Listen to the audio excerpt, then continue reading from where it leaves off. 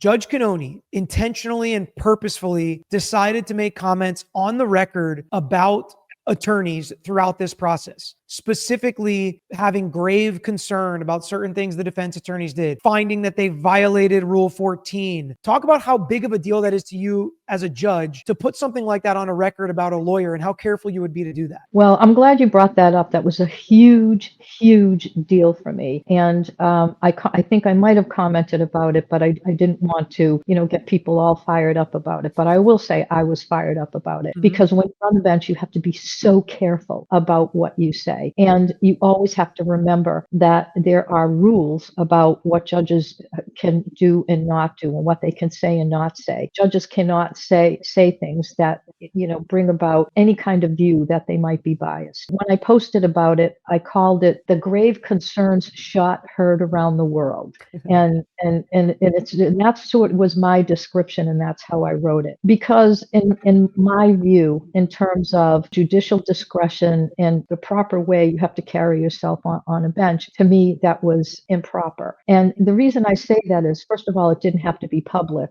because it was surrounding a potential violation. So that's when you bring judges back into the lobby and you sit down with them and say, we need to discuss these improprieties, because that's not really related to the evidence in the case. And so if you think there's some impropriety, you can report it to the Board of Bar Overseers, you can report it to the outside agencies, but to put it out there in front of essentially millions of people, and it also was the way that it was said, I have grave concerns. And you'll notice that she got off the bench shortly after this, which maybe it was a recognition of, maybe I shouldn't have said it that way. And this sort of, degrading comments, maybe about the lawyers and in particular Jackson, her feelings of I don't know what to call it, animus or whatever, towards Jackson came out at times during the trial. At least I felt that way. Maybe other people disagree with me. However, that I think was improper.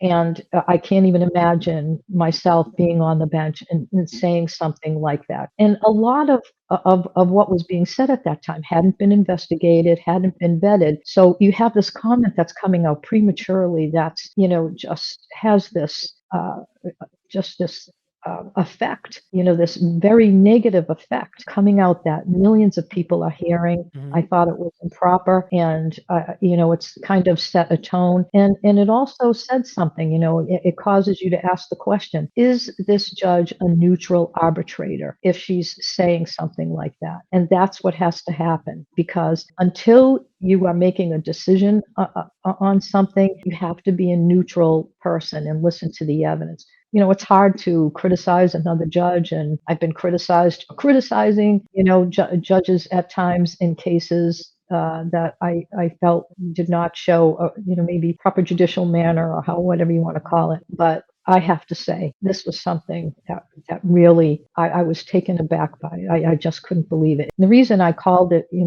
the way that I did was because it was heard by everybody. Every newspaper published it. It just, I termed it as the sort of the shot heard around the world. And in my view, this is something that violates the very constitutional tenet of the Sixth Amendment rights. A lot of times I focused on that. I teach constitutional law, so I have a heavy focus on it. And a lot of my viewpoints were premised in that.